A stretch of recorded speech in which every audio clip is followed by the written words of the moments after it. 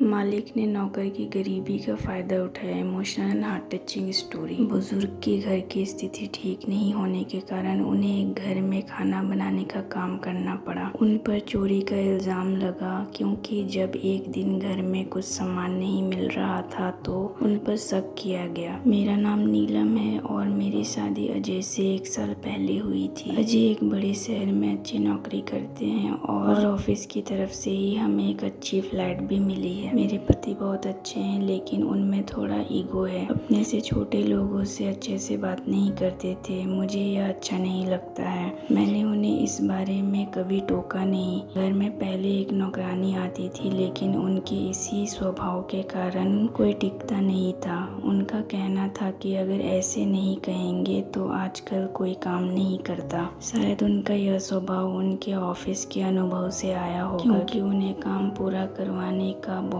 Pressure रहता है। इस कारण उनके स्वभाव में यह कठोरता आ गई है। फिर मैंने नए काम वाले की तलाश शुरू की। कुछ दिनों बाद घर पर ही एक शख्स आया। उन्होंने अपना नाम रामू बताया। उनकी उम्र 60 साल थी। उन्होंने कहा कि उन्हें कहीं से पता चला है कि यहाँ काम वाले की ज़रूरत है। फिर मैंने पूछा किसने बताया। उन्होंने कहा कि अभी उनका नाम याद नहीं आ रहा है। मैंने पूछा कि क्या आप खाना बना लोगे। उन्होंने कहा कि हाँ, वे अच्छा खाना बनाते हैं और मुझे कोई परेशानी नहीं होगी। मेरा मन शुरुआत में नहीं माना लेकिन फिर मैंने सोचा कि शाम को अजय से मिलवा दूंगी। जब वे घर आए मैंने कहा कि कोई घर के कामों के लिए आए थे। अजय ने पूछा क्या मैं उसे जानती हूँ, लेकिन मैंने कहा नहीं। उन्होंने रामू से मिलकर पूछा कि क्या उन्होंने पहले कहीं काम किया है। उनकी उम्र ज़्यादा होने के कारण उन्होंने यह सवाल पूछा, क्या वह खाना बना लेते हैं। उन्होंने घबराते हुए कहा हाँ, खाना बनाना आता है मुझे। अजय ने कहा कि साफ सफाई से लेकर खाना बनाने तक और छुट्टी नहीं मिलेगी और रोज रोज का नाटक नहीं चलेगा। अजय ने कहा कि अभी खाना बनाकर दिखाओ, पसंद आया तो कल से नौकरी पक्की हो तुम्हारी। मेरे पति ने सिर्फ इतना ही कहा कि हाँ। उन्होंने खाना बनाते हुए अच्छे से काम किया और मुझे लगा कि उन्हें पहले से ही इतना अनुभव था। खाना तैयार हो गया और उन्होंने उसे टेबल पर रख दिया। मुझे खाना अच्छा लगा और मेरे पति के चेहरे से भी लग रहा था कि उन्हें भी खाना पसंद आया। उन्होंने कहा कि खाना ठीक है और आप कल से आ जाना। उनके चेहरे पर खुशी दिखाई दी।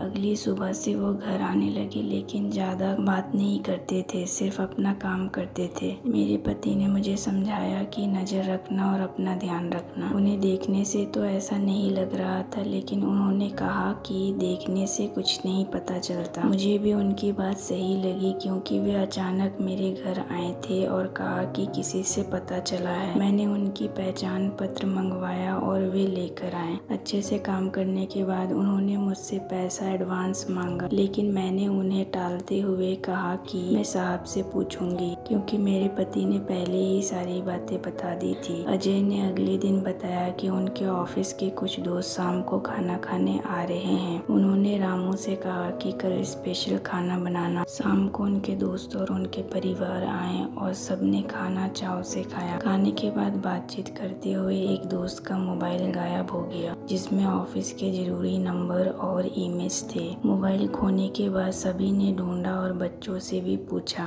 लेकिन नहीं मिला। फोन लगाने पर भी कोई जवाब नहीं आया। मोबाइल की खोज में रामू के हाथ में एक छोटा सा बैग दिखा जिसे अजय ने तलाशी के लिए मांगा। रामू ने कहा कि उसमें मोबाइल नहीं है। मेरे पति ने गुस्से में बोला कि तुमने चोरी किया है और बैग छीन लिया, लेकिन जब तलाशी ली उसमें मोबाइल की जगह खाना मिला। रामू ने कहा कि वह खाना अपने पोते के लिए ले जा रहा था। उसने बहुत दिनों से अच्छा खाना नहीं खाया था। साहब, शायद मेरा बेटा होता तो मुझे आज यह दिन देखना नहीं पड़ता। मेरा बेटा 6 साल पहले चला गया। अब मैं ही घर की सारी जिम्मेदारियां संभाल रहा हूँ जो काफी मुश्किल है। एक दिन खाना बनाते समय मैंने मैडम से एडवांस मांगा था लेकिन मना करने पर मैंने बिना खाना लिए रोते हुए घर से चला गया था। दुनिया अब इस तरह की हो गई है कि बुराई के डर में हम अच्छाई को भी नहीं देख पा रहे हैं। उनके जाने के बाद मोबाइल का भी पता चल गया। उन्हीं के बच्चों ने कहा कि उनसे मोबाइल नीचे गिर गया था और बंद हो गया था।